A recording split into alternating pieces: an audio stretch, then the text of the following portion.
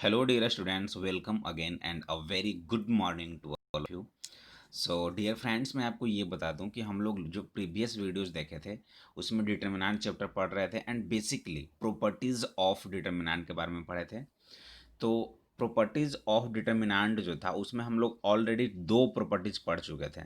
तो बेसिकली ये जो प्रॉपर्टीज ऑफ डिटर्मिनेंट हो रहा है, इस प्रॉपर्टीज ऑफ डिटर्मिनेंट का यूज क्यों हो रहा है? बेसिकली इस डिटर्मिनेंट में जो हम लोग प्रॉपर्टीज पढ़ रहे हैं इसका यूज क्यों हो रहा है? मैंने बताया था आपको कि by helping the properties of determinant we can simplify its evaluation by obtaining maximum number of zeros in a row और कॉलम।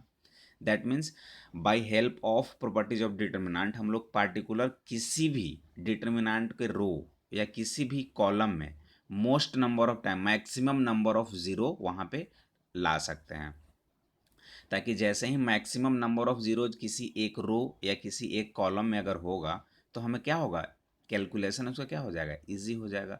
मेन मकसद प्रॉपर्टीज ऑफ डिटरमिनेंट का यही है।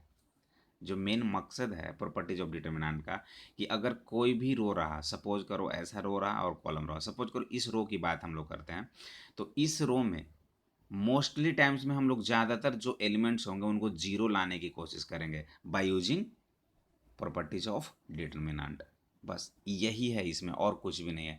And basically guys first property जो था वो हम लोग देख चुके थे। क्या हो रहा था कि अगर कोई भी जस्ट मिनट, अगर कोई भी मेरा डिटर्मिनेंट गिवन हो 3x3 ऑर्डर का, अगर इसका हम लोग ट्रांसपोज निकाल दें, सपोज ये अगर डेल्टा है तो डेल्टा का ट्रांसपोज ले लें, तो क्या हो जाएगा, जो भी रो हैं वो क्या हो जाएंगे, कॉलम में आ जाएंगे। सेकेंड रो जो है वो सेकंड कॉलम आ जाएगा, थर्ड रो जो है वो थर्ड कॉलम आ जाएगा।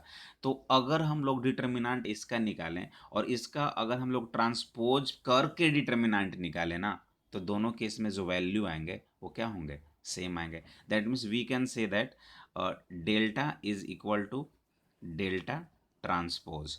ठीक है, या अगर इसका वैल्यू ए रहा, अगर इस डिटर्मिनेंट का वैल्यू ए रहा तो हम लोग सिंपली लिख सकते हैं A is equal to A transpose. Means determinant A is equal to A determinant A transpose. ये देखे थे फर्स्ट प्रॉपर्टी था। एंड सेकेंड प्रॉपर्टी जो था उसमें क्या देखे थे, वो भी बहुत अच्छा था। बेसिकली सेकेंड प्रॉपर्टी में हम लोग देखे थे कि जो आर आई जो था ना वो आईएथ रो था, सी आई जो था वो आईएथ कॉलम था। तो हम लोग इंटरचेंज भी कर सकते थे, इंटरचेंज भी हम लोग कर रहे थे।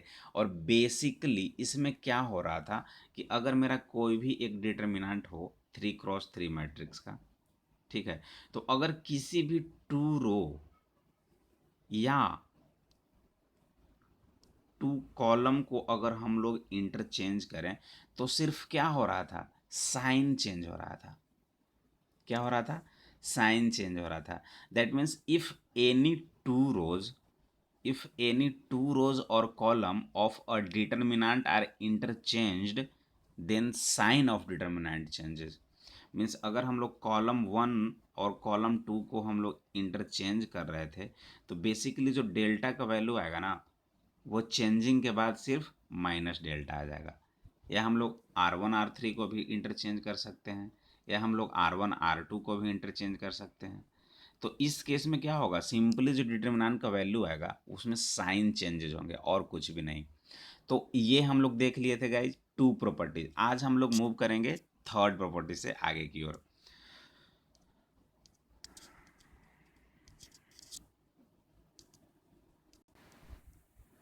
यस, तो जो थर्ड प्रॉपर्टीज है ना वो काफ़ी ज़्यादा इंपॉर्टेंट है। अब देख लो, ये जो इतना लिखा हुआ है इसका कंक्लूजन ही मैं आपको बता देता हूँ कि अगर किसी भी डिटर्मिनेंट में, देख लो वही चीज़ मैं बताऊँगा अभी, बस पहले आप समझ लो गौर से मैं क्या बताना चाह रहा हूँ, क्या बताने की कोशिश कर रहा हूँ। तो किसी भी डिटर्मिनेंट में अगर दो रो, कोई भी दो रो या कोई भी दो कॉलम इक्वल हो जाए ना, तो उस डिटर्मिनेंट का वैल्यू ऑलवेज जीरो होंगे। इसी चीज़ को अभी हम लोग पढ़ेंगे प्रॉपर्टीज 3 में कि किसी भी एक पार्टिकुलर डिटर्मिनेंट में कोई भी दो रो का वैल्यू या कोई भी दो कॉलम का वैल्यू अगर इक्वल हो जाए, आइडेंटिकल हो जाए, दोनों आइडेंटिकल दिखे, मीन्स अगर यहाँ पे 1 2 3 है और यहाँ भी 1 2 अगर 3 है, आइडेंटिकल हो गया एलिमेंट्स, तो उस केस में जो डिटर्मिनेंट होगा उसका वैल्यू 0 होगा। तो चलिए स्टार्ट करते हैं। वही चीज़ लिखा हुआ है properties 3। If any two rows और columns of a determinant are identical, all corresponding elements are same. यही तो है, मीन्स अगर कॉरेस्पॉन्डिंग एलिमेंट्स की बात करें तो ये और ये इसके इक्वल होना चाहिए, दिस एलिमेंट्स के इक्वल दिस एलिमेंट्स के equal this elements and this elements के इक्वल ये एलिमेंट्स होना चाहिए। तब जाकर मेरा क्या होगा, उस केस में जो डिटर्मिनेंट आएगा, the value of determinant that is 0। Complete, ठीक है। तो अब देख लो, आप कैसे ये होगा इसका, हम लोग कैसे वेरिफिकेशन करेंगे उस चीज़ को देखते हैं। सिंपल देखो, if we interchange the identical row और column of a determinant delta, क्या बोला जा रहा है, if we interchange the identical row और कॉलम, ये मेरा आइडेंटिकल R1 है और ये R3 है। अगर R1 आइडेंटिकल है R3, और इस केस में अगर इन दोनों को हम लोग इंटरचेंज कर दें, तो इंटरचेंज करने में क्या होगा, सिंपली साइन चेंज होगा। अगर जो डेल्टा का वैल्यू है वो क्या आ जाएगा, माइनस डेल्टा आएगा। इतना तो हम लोग पढ़ चुके थे प्रॉपर्टीज 2 से कि कोई भी एक गिवन मैट्रिक्स, कोई भी एक गिवन डिटर्मिनेंट में अगर दो रो को अगर हम लोग इंटरचेंज करें, तो उस कंडीशन में जो डेल्टा का वैल्यू आएगा वो क्या होगा, निगेटिव साइन के साथ आएगा। तो यहाँ भी अगर मेरे पास दो आइडेंटिकल टर्म हो गए, ये एक ए रो 1 आइडेंटिकल है, R1 आइडेंटिकल किसका हो गया, R3 का। तो लेट्स स्टार्ट कि हम लोग इन दोनों को क्या करते हैं, इंटरचेंज करते हैं। तो सिंपली जैसे ही इंटरचेंज करेंगे रो और रो, दो रो को, तो उस केस में क्या हो जाएगा, the value of delta change नहीं होगा, ओनली साइन चेंजेज होंगे होंगे ना। तो अब इस केस में क्या होगा, इतना हम लोग देख चुके थे, यानी जो डेल्टा 1 होगा, अगर हम लोग R1 और R3 ये आइडेंटिकल है, गिवन है, सपोज करो कि आइडेंटिकल गिवन है R1 और R3, तो इस केस में जो डेल्टा 1 होगा ना, इस केस में जो डेल्टा 1 होगा वो सिंपली क्या हो जाएगा, माइनस ऑफ डेल्टा 1 होगा।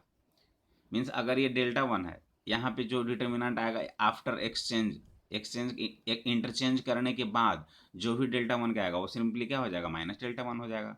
सिर्फ साइन ही चेंज होता है ना। तो डेल्टा 1 इक्वल टू क्या हो जाएगा, माइनस डेल्टा 1।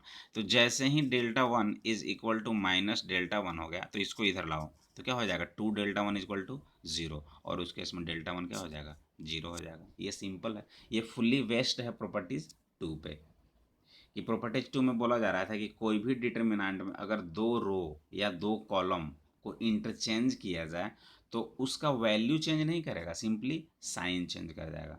और यहाँ पे जो बोला जा रहा है कि किसी भी एक पार्टिकुलर डिटर्मिनेंट में दो रो आइडेंटिकल हो गया, तो चलो अगर ये दोनों आइडेंटिकल हो गए, तो जैसे ही ये दोनों आइडेंटिकल हो गए, तो डेल्टा 1 आइडेंटिकल के बाद जो डेल्टा 1 होंगे, अब हम लोग जैसे ही देखें कि ये दोनों आइडेंटिकल हैं, तो हम लोग इन दोनों को इंटरचेंज कर सकते हैं ना, इंटरचेंज वाला प्रॉपर्टी यूज करेंगे।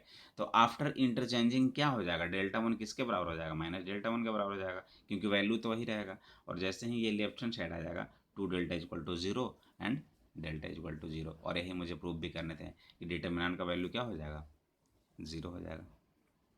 तो अभी तक हम लोग क्या देखें, 3 प्रॉपर्टीज। कौन कौन सा, फर्स्ट में देखें कि अगर कोई भी डिटर्मिनेंट है, मैं बारी बारी से आपको रिवाइंड कराते ही जाऊंगा जितने भी प्रॉपर्टीज पढ़े हैं।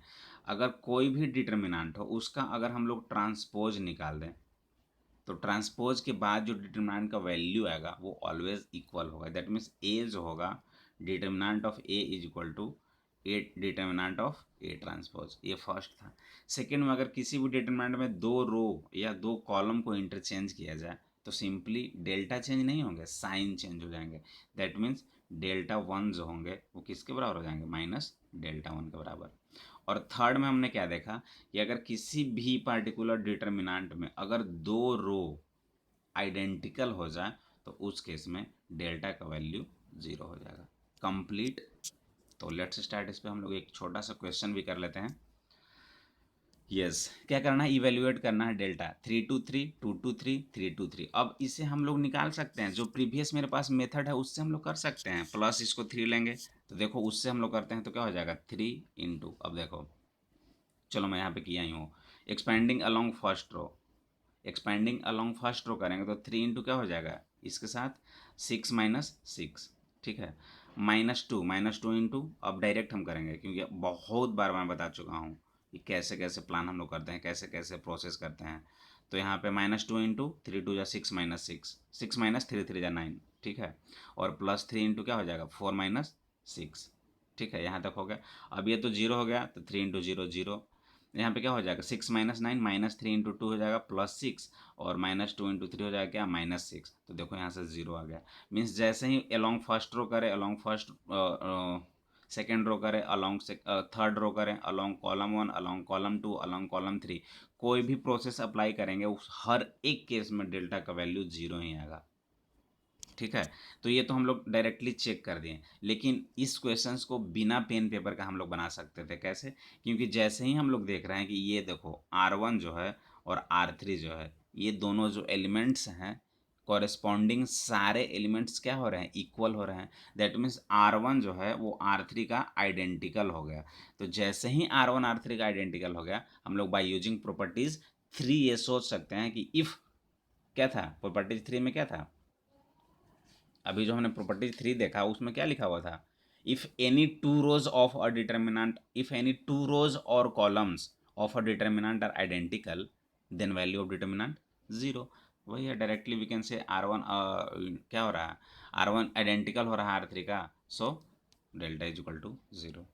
इतना भी करने की ज़रूरत नहीं थी, ठीक है। लेकिन हम लोग यहाँ पे चेक किए कि एक्चुअल में ये जो डिटर्मिनेंट हो रहा है वो जीरो आ रहा है कि नहीं है, तो ठीक है यहाँ पे जीरो आ गया। लेकिन डायरेक्टली क्या होगा, जब जैसे ही देखे कि ये दोनों R1 और R3 आइडेंटिकल हो रहा है, तो इस केस में हम लोग डायरेक्टली बोल सकते हैं कि जो डिटर्मिनेंट का वैल्यू आएगा वो क्या होगा, जीरो आएगा। कंप्लीट। तो आगे बढ़ा जाए प्रॉपर्टीज नंबर 4 की ओर, काफ़ी अच्छा है ये भी प्रॉपर्टी।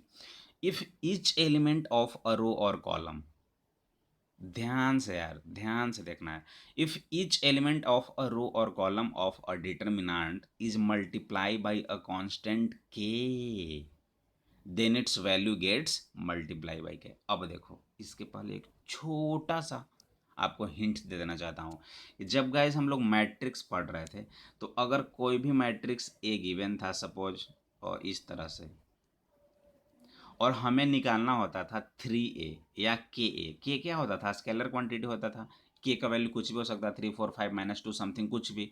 तो जब मैट्रिक्स पढ़ रहे थे तो जब 3a निकालना था, तो इस पार्टिकुलर जो 3 जो है ना, इसका मल्टीप्लिकेशन हर एक एलिमेंट से करते थे, इसका इससे, फिर इससे, फिर इससे, फिर इसके बाद क्या करते थे, इसका इससे कर देते थे, इसका इसमें कर देते थे, और इसका इससे करते थे।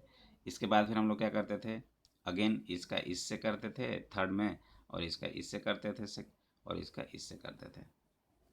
मीन्स ये जो 3 यहाँ पे बाहर में मल्टीप्लिकेशन आता था, इस 3 का हर एक एलिमेंट्स के साथ मल्टीप्लिकेशन करते थे इन मैट्रिक्स। बट डिटर्मिनेंट में एक छोटा सा ध्यान देना है कि डिटर्मिनेंट में वो नहीं करेंगे। डिटर्मिनेंट में अगर कोई भी यहाँ पे डिटर्मिनेंट का वैल्यू रहेगा ना, और अगर हमें 3a निकालना है, अगर अलोंग R1 बोला गया है, अलोंग R1 बोला गया है, तो सिंपली R1 में ही 3 से मल्टीप्लाई करेंगे और बाकी सब सेम ही रहेगा। अगर अलोंग R2 कर रहे हैं तो सिर्फ R2 वाले में 3 से मल्टीप्लाई होगा, बाकी सब सेम होंगे। किसी एक रो या किसी एक कॉलम में ही मल्टीप्लिकेशन होगा। अगर कुछ नहीं दिया हुआ तो आप किसी में भी, किसी पार्टिकुलर एक ही रो या एक ही मैट्रिक्स में आप मल्टीप्लाई कर सकते हैं। काफ़ी अच्छा है ये, इस कॉन्सेप्ट को याद रखना है। तो वही बोला गया, if each element of a row, each element of a row और column of a determinant is multiply by a constant K, then its value gets multiply by K. चलिए वेरिफिकेशन की ओर मूव करते हैं। Let delta is equal to this, delta is equal to this होगा तो delta का value कितना आ जाएगा, बाय प्रोसेस डिटर्मिनेंट से क्या हो जाएगा, ये वैल्यू आ गया। अब देखो, and delta one, and delta 1 be the determinant obtained by multiply the element of the first row। देखो यहाँ पे डायरेक्टली बोल दिया कि फर्स्ट रो में हम लोग मल्टीप्लाई कर रहे हैं किससे, के से। तो जैसे ही फर्स्ट रो में मल्टीप्लाई के से बोला गया तो हम लोग क्या सोचेंगे, delta one is equal to simply first row वाले ही में क्या होगा, के से मल्टीप्लीकेशन होगा, बाकी सब सेम ही होंगे। तो देखो K A one, K B one, K C one, और यहाँ पे A two B two C two और A three B three C three. अब देखते हैं क्या इसका वैल्यू इसके इक्वल्स हो रहा है, होना चाहिए क्योंकि प्रॉपर्टीज बोल रहा है। तो ठीक है, एक्सपेंडिंग अलोंग आर वन ही करेंगे हम लोग। तो जैसे अब आर वन आर टू किसी के थ्रू एक्सपेंडिंग कर सकते हो, इसमें कोई बड़ी बात नहीं है। आप जब भी करोगे ना तो इतना ही आएगा each and every condition. Along R one R two R three या along C one C two C three करोगे तो इतना ही आएगा। तो अलोंग जैसे ही आर वन करेंगे तो प्लस हो जाएगा के one, K A one into क्या हो जाएगा, दिस माइनस दिस, तो B two C three minus B three C two, minus के बी वन जैसे ही करेंगे तो क्या हो जाएगा, ए टू का सी थ्री से और सी टू का ए थ्री से, तो ये हो गया। अगेन प्लस के सी वन इंटू क्या हो जाएगा, A two B three minus A three B two, हो गया। अब देखो डेल्टा वन इक्वल टू क्या हो जाएगा, यहाँ भी इसमें भी के है, इसमें भी के है और इसमें भी के है, तो के को बाहर हम लोग कॉमन ले लिए। जैसे ही कॉमन लिए तो ये कौन सा पार्ट बचेगा, के को कॉमन लेते ही जो पार्ट बचेगा वो ये वाला पार्ट बच जाएगा, ये वाला पार्ट बच जाएगा और ये वाला पार्ट बच जाएगा। हमने यहाँ से यहाँ तक लिख दिया। और गाइज इस चीज़ को केयर करो आप, ये जो है ना वही ये वाला पार्ट है, देख लो आप, बिल्कुल चेक कर लो आप, दोनों सेम है। तो ये जो होगा ये क्या होगा, डेल्टा हो जाएगा। तो डेल्टा वन इजक्वल टू क्या हो गया, के डेल्टा हो गया ना। और वही तो मुझे चेक करने थे, यहाँ पे प्रूव करने थे। तो के into A one, K A one, K B one, K C one, A two B two C two रहेगा। तो हम लोग डायरेक्टली इससे देखते ही ये सोचेंगे कि देखो इस रो में के से मल्टीप्लीकेशन हो रहा है, तो जो डिटर्मिनेंट का वैल्यू हो जाएगा वो सिंपली के इंटू ये हो जाएगा। ठीक है ना। कहीं भी अगर इस टाइप से लिखा रहे के A one, K A to, के ए थ्री, और यहाँ पे B one, B two, B three, देखना आप, और यहाँ पे C one, C two, C three, तो इसको हम लोग क्या लिख सकते हैं, इसको हम लोग सिंपली देखें कि देखो यहाँ पे के से मल्टीप्लाई थ्रू आउट हुआ है तो के को बाहर कर देंगे हम लोग, और जो बचा A one B one C one, A two B two C two और A three B three C three, इसे हम लोग ऐसे लिख सकते हैं। ठीक है ना। तो ये प्रॉपर्टीज में इतना ही बोला गया है कि if each element of a row और column of a determinant is multiplied by a constant K, then its value gets multiplied by K. ठीक है।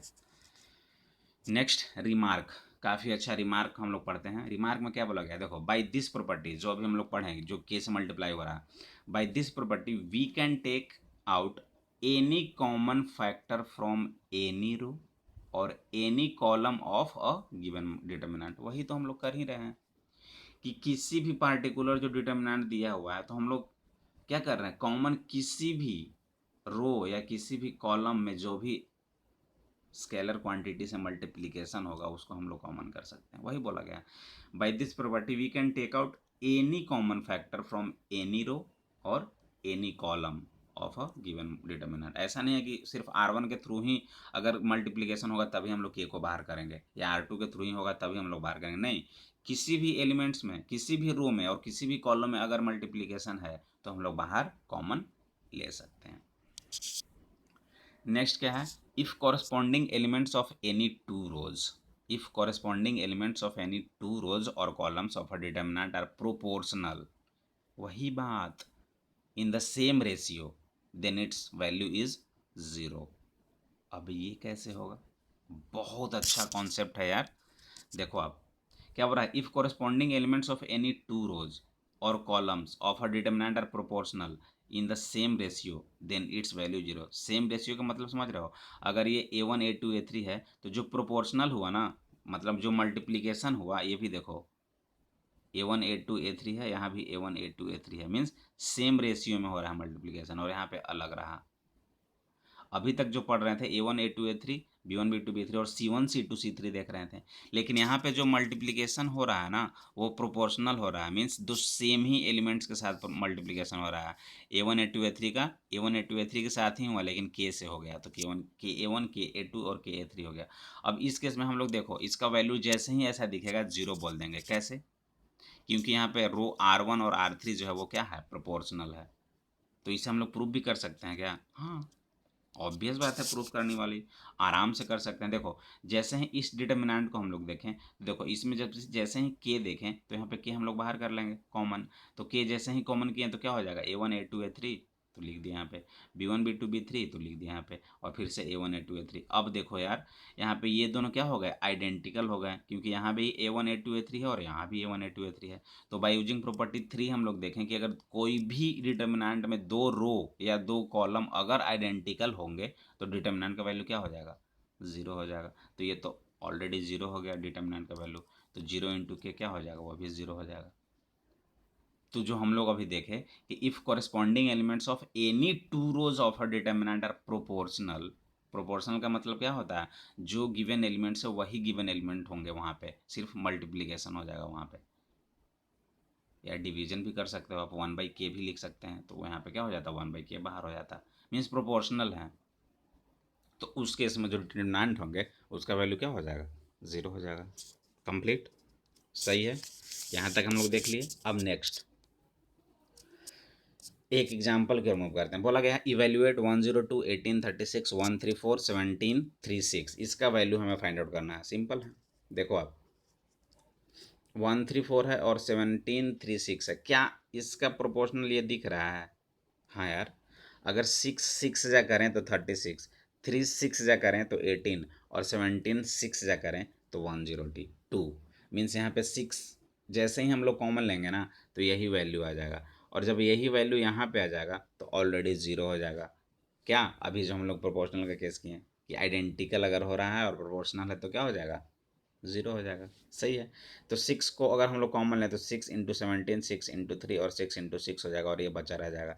जैसे ही 6 को हम लोग बाहर करेंगे तो ये क्या हो जाएगा, देखो अब ये दोनों जैसे ही इक्वल हो गए हैं तो क्या हो जाएगा, by this property using property number 3 इस डिटर्मिनेंट का वैल्यू ज़ीरो। जैसे ही ये ज़ीरो आ गया तो 6 × 0 0। Complete, next.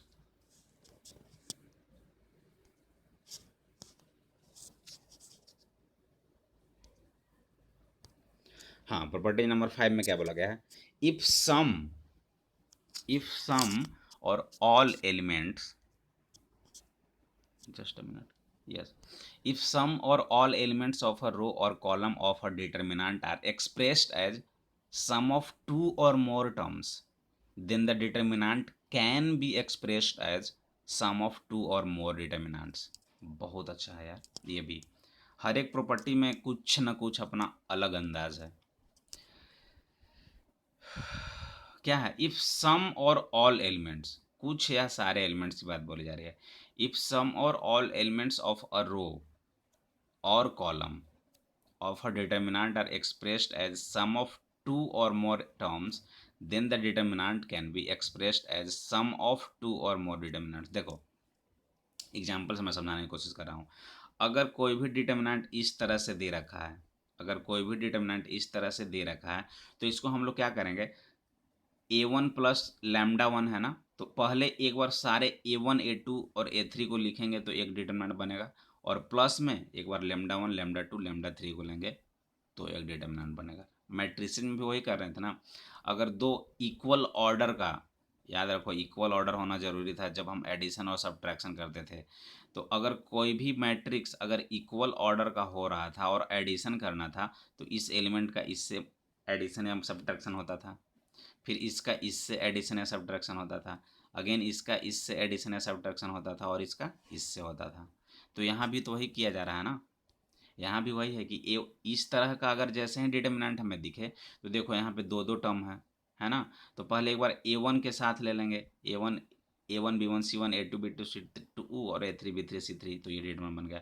अगेन फिर lambda 1 B1 C1 lambda 2 B2 C2 और लैम्डा 3 B3 C3, तो ये बन गया। अगर इन दोनों को ऐड करें तो यही बनेगा, ठीक है ना। तो अब देखो, अब वैल्यू चेक करना है क्या वाकई में ये ऐसा हो सकता है, क्योंकि ये तो प्रॉपर्टीज़ है, हमें वेरिफिकेशन करना बहुत ज़रूरी है। तो ठीक है, स्टार्ट करते हैं, इसका वैल्यू निकालने की कोशिश करेंगे। तो अलॉन्ग R1 ही देखते हैं, जैसे ही अलॉन्ग R1 देखेंगे तो A1 प्लस लेमडा 1 इंटू क्या हो जाएगा, B2 C3 minus B3 C2 minus A2 plus lambda two, ऐसे हो जाएगा माइनस, क्योंकि ये प्लस है, ये माइनस है और ये प्लस है, तो minus of A2 plus lambda two into क्या हो जाएगा B1C3 minus B3C1। Again A3 plus lambda three into क्या हो जाएगा B1C2 माइनस B2C1। ये तो आप लोग अब जान ही रहे हो कैसे हो रहा है यहाँ पे प्रोसेस। अब देखो, तो ये जैसे ही दिखा तो एक बार क्या करेंगे, A1 का मल्टीप्लिकेशन इसके साथ कर देंगे और एक बार लेमडा वन का मल्टीप्लिकेशन इसके साथ करेंगे। तो पहले A1 का करते हैं, तो ये हो गया, इसमें से A2 का कर दिए, इसमें से A3 के साथ कर दिए। अब अगेन यहाँ पे क्या हो जाएगा प्लस लेमडा वन, और यहाँ से क्या हो जाएगा माइनस लेमडा टू, और यहाँ से क्या हो जाएगा प्लस लेमडा थ्री। ठीक है। अब देखो गाइस, देखने वाली बात है, देखने वाली बात यह है कि ये जो यहाँ से यहाँ तक वैल्यू आया ना, ये क्या हो रहा है, यही आ रहा है, ये वाला टर्म। देखो A1 इंटू क्या हो जाएगा B2C3 minus B3C2, minus A2 into क्या हो जाएगा B1C3 माइनस C1B3, और प्लस A3 इंटू क्या हो जाएगा B1C2 माइनस C1B2। तो ये जो लिखा हुआ है ये क्या है, ये डिटर्मिनेंट है, और ये जो लिखा हुआ है ना ये डिटर्मिनेंट ये हो जाएगा, क्योंकि A1 के जगह पे सिर्फ लेमडा वन है, A2 के जगह पे लेमडा टू है, और A3 के जगह पे लेमडा थ्री है। तो वही तो मैंने यहाँ पे किया है, तो यही तो मुझे प्रूफ भी करने थे। तो वी कैन से दैट कि कोई भी डिटर्मिनेंट में अगर टू और मोर टर्म्स हों पर्टिकुलर रो या कॉलम में, तो उसको हम लोग सेपरेट भी कर सकते हैं, सम ऑफ टू और मोर डिटर्मिनेंट में कन्वर्ट कर सकते हैं। अगर यहाँ पे एक और रहता, सपोज बीटा वन रहता, यहाँ बीटा टू रहता, और यहाँ बीटा थ्री रहता, तो एक और यहाँ पर रहता beta one beta two beta three, और B1 B2 B3 C1 C2 C3। ठीक है ना, तो मेन मकसद इसका यही था। तो इस पर एक क्वेश्चन देख लेते हैं। So that ABC A+2x B+2y ये इक्वल टू जीरो, सिंपल है। अब जैसे ही ये देखने को मिला हम लोग डिटर्मिनेंट कि अब इसका क्या करेंगे, तो देखो यहाँ पे इस पार्टिकुलर रो में R2 में क्या हो रहे हैं, दो टर्म्स हैं, तो जैसे ही दो टर्म्स दिख गया अब हम लोग अलग अलग कर देंगे सेपरेट। तो क्या हो जाएगा, एक बार A के साथ A को ले लेंगे, एक बार B के साथ B को, एक बार C के साथ C को। तो देखो ABC और ये क्या हो जाएगा XYZ, और फिर एक बार A के साथ 2x को लेंगे, B के साथ 2y को लेंगे, C के साथ 2z को लेंगे, तो ABC 2x 2y 2z और XYZ। अब देखो जो मेन पॉइंट्स है वो यहाँ पे आया कि यहाँ पे इन दोनों में देखो ये रो वन और रो टू जो है वो आइडेंटिकल हो गए हैं, जो भी एलिमेंट्स है वो क्या हो गए आइडेंटिकल हो गए। तो यहाँ पे जैसे ही हमने देखा R1 इक्वल टू R2, तो इस डिटर्मिनेंट का वैल्यू क्या हो जाएगा जीरो। ठीक है, अब इसी में देखना है हमें। तो अब देखो ए ऐसे है ABC 2x 2y 2z और XYZ, तो बाई यूजिंग प्रॉपर्टी 4 जो हम लोग पढ़े थे 3 या 4 में, जो भी 4 में, कि जैसे ही किसी एक रो या कॉलम में अगर मैट्रिक्स का मल्टीप्लाई हुआ हो स्केलर क्वांटिटी के से, तो उससे हम लोग कॉमन कर सकते हैं। तो यहाँ पे 2 है ना, 2x 2y और 2z है, तो क्या हम लोग 2 को कॉमन कर सकते हैं, यस 2 को कॉमन कर सकते हैं। तो 2 इंटू क्या हो जाएगा ABC XYZ XYZ। अब फिर से देख लो R2 और R3 XYZ और XYZ आ गया, ये दोनों भी कॉमन हो गए, मीन्स कॉमन नहीं आइडेंटिकल हो गए। तो जैसे ही आइडेंटिकल हुआ ये डिटर्मिनेंट जीरो हो गया, और जब ये डिटर्मिनेंट जीरो हो गया तो ये पूरा क्या हो जाएगा delta is equal to zero, means ये भी जीरो ये भी जीरो, तो जीरो प्लस जीरो जीरो, और यही मुझे प्रूफ भी करने थे। कंप्लीट। ठीक है, नेक्स्ट लास्ट प्रॉपर्टी है गाइज ये, इसे देखते हैं जल्दी में हम लोग। Properties number 6, if to each elements of any row or column of a determinant the equimultiplies of corresponding elements of other rows or column then the value of determinant remains the same। और ये हम लोग matrix में property पढ़े थे, वही चीज़ है यहाँ पे। R I is equal to R I plus K times R J, और C I is equal to C I plus K times C J. Means अब वेरिफिकेशन देखते हैं, डेल्टा इज इक्वल टू अगर इतना हो गया तो delta one is equal to क्या हो जाएगा, देखो अगर A1 है ना, A1 है ना, इसको हम लोग ऐसे भी कर सकते हैं, इस पूरे टर्म को हम लोग इस पूरे रो थ्री को K से मल्टीप्लाई करके इसके साथ ऐड भी कर सकते हैं। मीन्स R1 जो हम लोग करते थे R1 plus K times R3, ये हम लोग यूज कर सकते हैं, और जैसे ही ये यूज करेंगे ये बन जाएगा। कैसे, देखो R1 इक्वल टू, हाँ यहाँ पे ये चीज़ है ना, RI जो होगा ना वो RI से ही स्टार्ट होगा, ये दोनों यहाँ पे सेम ही होने चाहिए, प्लस K टाइम्स R जो होंगे। ठीक है, तो देखो A1 यहाँ पे क्या चेंज होगा, सिर्फ R1 चेंज होगा, R2 R3 as it is रहा, तो R2 R3 ये रहा, तो R2 R3 ये रहा। अब R1 क्या हो जाएगा, R1 प्लस के टाइम्स, तो A1 plus K times C1, तो A1 प्लस के C1, A2 plus K times C2, तो A2 प्लस के C2, A3 plus K times C3, तो A3 प्लस के C3। यहाँ तक समझ में आ गया, ये और ये, ठीक है। तो इसके बाद क्या होगा, A1 प्लस के C1, A2 प्लस के C2, B1 B2 B3 और C1 C2 C3। अब देखो, अब इन डेल्टा वन इसमें हम लोग देखें तो क्या होगा, यस ये ऑपरेशन यूज किए, ठीक है। अब देखो, बाय यूजिंग प्रॉपर्टीज 5 कि अगर कोई भी डिटर्मिनेंट में किसी एक रो या मैट्रिक्स में अगर मोर टर्म्स होंगे तो हम लोग उसे सेपरेट कर सकते हैं, तो यहाँ से सेपरेट नहीं कर सकते क्या, यस। तो क्या हो जाएगा, एक बार A1 B1 C1, A2 B2 C2 और A3 B3 C3 लेंगे, तो ये आ गया, प्लस एक बार के C1 के C2 और के C3 तो यहाँ से के को कॉमन भी तो लिया जा सकता है ना, के C1 के C2 के C3 है, तो के कॉमन लिए C1 C2 C3 B1 B2 B3 और C1 C2 C3। अब फिर से देखो, R1 और R3 क्या हो गया, दोनों इक्वल हैं, तो जैसे ही इक्वल हैं इस डिटर्मिनेंट का वैल्यू ही जीरो आ गया, पूरा जीरो आ गया। अब ये क्या हो जाएगा, बच गया क्या, ये तो डेल्टा है मेरा, देख लो, यही तो हम लोग डेल्टा कंसिडर किए थे, तो डेल्टा वन किसके बराबर हो गया, डेल्टा के बराबर, और यही मुझे प्रूफ भी करने थे, कंप्लीट। तो इसके आगे एक एग्जांपल देख लिया जाए, proof that this is equal to इतना। तो क्या करेंगे, सिंपल देखो, अब हम लोग ऑपरेशन अप्लाई करेंगे यहाँ पे कि R2 जो है ना, R2 को अगर हम लोग कर दें, इसको जीरो करने की कोशिश करेंगे, ठीक है, जीरो करने की कोशिश करते हैं, तो R2 equal to R2 minus 2R1 करना पड़ेगा, और इसे भी हम लोग जीरो करने की कोशिश करते हैं, इसको भी, तो R3 equal to R3 minus 3R1 करना पड़ेगा, ठीक है। तो ये दोनों जीरो आ जाएगा, ज़्यादा टाइम हम लोग जीरो करेंगे क्योंकि कैलकुलेशन में इजी हो जाएगा, तो इसे जीरो और इसे जीरो करते हैं, तो इसे जीरो करने के लिए ये अप्लाई करना पड़ेगा और इसे जीरो करने के लिए ये। तो देखो ये तो एज इट इज रह जाएगा, यहाँ पे क्या हो जाएगा, जीरो माइनस 2R1, तो 6A plus 3B minus 6A minus 4B हो जाएगा, होगा ना, 6A माइनस 6A ये तो चला गया। देखो R2 में क्या हो रहा है, R2 माइनस 2R1, R1 के साथ होगा यार, तो 3A plus 2B minus 2A minus 2B, तो 3A माइनस 2A A, और 2B माइनस 2B जीरो हो गया, तो A बचा यहाँ पे, ये कहाँ पे हो गया, इसमें से 2 करो, 4A माइनस 2A 2A, और 3B माइनस 2B B, और 2C माइनस 2C, तो जीरो हो गया। सिमिलरली ये हो जाएगा R3, ठीक है। R1 हो गया, R2 हो गया और R3 हो गया। अब इसके बाद हम लोग क्या करेंगे, अब जैसे ही इतना आ गया गाइज, जैसे ही इतना आ गया उसके बाद हम लोग अब कोशिश करेंगे ना कि इस टर्म को भी जीरो लाया जाए, क्योंकि ये जीरो आ गया, ये जीरो आ गया, तो अब इसको जीरो करने की कोशिश करेंगे। तो इसको जीरो करने के लिए क्या करना पड़ेगा, इसका अगर हम लोग 3 टाइम्स मल्टीप्लाई कर दें और इसमें से सब्ट्रैक्ट कर दें तो वो तो जीरो आ जाएगा, आएगा कि नहीं आएगा। तो क्या करना पड़ेगा, R3 is equal to R3 minus 3R2, क्योंकि 3 से मल्टीप्लाई करके हम लोग सब्ट्रैक्ट करेंगे। तो अब देखो ए प्लस बी प्लस सी, और यहाँ पे 0A 2A प्लस बी, ये तो रहेगा, इसमें क्या हो जाएगा, जीरो और ये 3A minus 3A zero, 7A और माइनस 6A, क्योंकि 3 से मल्टीप्लाई हो रहा है, तो 7A माइनस 6A A, और 3B माइनस 3B जीरो। अब और भी कुछ हो सकता है क्या, नहीं, इसके बाद अब कुछ नहीं होगा। तो अब एक काम करते हैं ना, देखो ये जीरो आ गया, ये जीरो आ गया, तो अलोंग C1 कर सकते हैं, हाँ सी, देखो एक मिनट, जैसे यहाँ पे जो एक्सपेंड करेंगे ना, अलोंग R3 भी कर सकते हैं, क्योंकि यहाँ पे दो जीरो हो गए, या तो अलोंग C1 भी कर सकते हैं गाइज, क्योंकि यहाँ पे दो जो टर्म्स हैं, जो दो एलिमेंट्स हैं वो जीरो हैं, या तो अलोंग C1 करोगे या तो अलोंग R3 करोगे, दोनों सेम ही होगा। इसके अलावे भी आप करोगे तो सेम ही होगा, लेकिन मेरे पास इधर से भी दो जीरो हैं और इधर से भी दो जीरो हैं, तो नाउ एक्सपेंडिंग अलोंग C1 करेंगे तो A इंटू क्या हो जाएगा, दिस माइनस दिस, तो A square minus 2A minus B, A square, sorry A 2 minus B क्यों, ये तो जीरो से होगा तो ये जीरो हो जाएगा,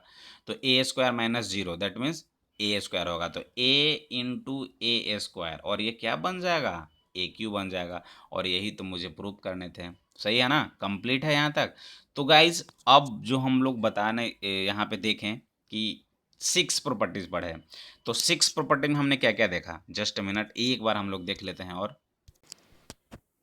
yes dear friends, first property जो था उसमें देखो, अगर कोई भी मैट्रिक्स है, अगर कोई भी डिटर्मिनेंट ए है और उसका अगर हम लोग ट्रांसपोज निकालें और उसका डिटर्मिनेंट लें तो वो क्या होगा, इक्वल होगा। ये मेरा क्या था, फर्स्ट प्रॉपर्टी था।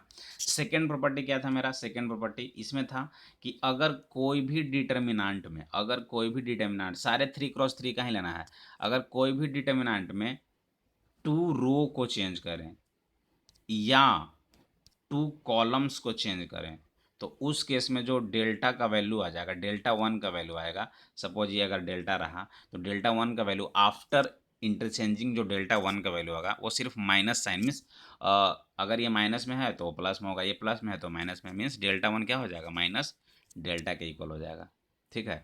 थर्ड वाले जो प्रॉपर्टीज हम लोग पढ़े उसमें क्या था कि अगर कोई भी डिटर्मिनेंट में, अगर कोई भी डिटर्मिनेंट में 2 रो या 2 कॉलम अगर आइडेंटिकल हो रहे हैं, जैसे ही आइडेंटिकल हो गए तो उस केस में डेल्टा का जो वैल्यू आएगा वो क्या हो जाएगा, जीरो आएगा। ये हम लोग अच्छे से प्रॉपर्टीज भी देख चुके हैं कि अगर किसी भी 2 रो में, किसी भी डिटर्मिनेंट के 2 रो या 2 कॉलम अगर आइडेंटिकल हो जाएं तो क्या होगा, means if any 2 rows of a determinant are identical then value of determinant is zero. Properties 4 में हमने क्या देखा था गाइस, प्रॉपर्टीज 4 में कि अगर किसी, if each element of a row, अगर किसी भी डिटर्मिनेंट का each element of a row और column of a determinant is multiplied by constant K then its value gets multiplied by K. Means अगर के से यहाँ पे हम लोग मल्टीप्लाई करते हैं, इधर भी कुछ एलिमेंट्स हैं, इधर भी कुछ एलिमेंट्स और यहाँ भी, तो जैसे ही एक किसी एक रो या किसी एक कॉलम में, तो उसको हम लोग बाहर फैक्टर ले सकते हैं। तो के इंटू दिस, मीन्स अगर यहाँ पे के डेल्टा है तो यहाँ पे डायरेक्ट के इंटू डेल्टा लिख सकते हैं। ठीक है। प्रॉपर्टीज ये 4 था। एंड प्रॉपर्टीज नंबर 5 में क्या था, सेपरेट करने वाला बात, कि जैसे ही अगर किसी भी और डिटर्मिनेंट में सपोज 2 टर्म रहा, A1 प्लस लेमडा, यहाँ पे A2 plus alpha, A3 plus alpha, तो क्या करेंगे, एक बार A1 के साथ करेंगे और एक बार अल्फ़ा के साथ करेंगे, मीन्स सेपरेट हम लोग कर सकते हैं। ये क्या था, प्रॉपर्टीज नंबर 5। और जो प्रॉपर्टीज नंबर 6 था इसमें तो सिंपल ये वाला प्रॉपर्टी यूज कर रहे थे हम लोग कि आर आई जो हो रहा था वो क्या हो रहा था, are I plus K times R J, और जो सी आई जो हो रहा था वो सी I plus K times C जे। ठीक है। तो ये 6 प्रॉपर्टीज हम लोग पढ़े और 6 प्रॉपर्टीज का वेरिफिकेशन भी हम लोग किए और उससे बेस्ट एग्जाम्पल भी किए। तो गाइज इसके बाद अब हम लोग 2-4 एग्जाम्पल जो कि काफ़ी ज़्यादा इंपॉर्टेंट होते हैं बेसिकली जब आप बोर्ड का एग्ज़ाम दोगे ना उसमें, तो इसके बाद हम लोग स्विच करेंगे अपने एक्सरसाइज 4.2 की ओर। तो गाइज आज के लिए इतना कंप्लीट, मिलते हैं अब हम लोग नेक्स्ट वीडियोज़ में एक अच्छे मोमेंट के साथ, एक अच्छे। और हाँ, मैं आपको ये बता देना चाहता हूँ कि अभी जो भी वीडियोस देख रहे हैं ना स्टूडेंट्स लोग, आप एग्जाम्पल्स जो बचे हुए हैं उन एग्जाम्पल्स को सॉल्व करें और एक्सरसाइज 4.2, एक्सरसाइज 4.2 में 16 क्वेश्चन है, आप लोग खुद से पहले सॉल्व करें, मैं थोड़ा टाइम लूँगा अभी, उसके बाद हम लोग इस एक्सरसाइज को सॉल्व करेंगे, देन मूव करेंगे एरिया ऑफ ट्रायंगल की ओर। तो अभी आपको मैं टाइम दे रहा हूँ 1-2 दिन का, आप खुद से सॉल्व करें, देन मैं स्टार्ट करूँगा। ओके, तो guys thank you so much, have a nice day, bye bye.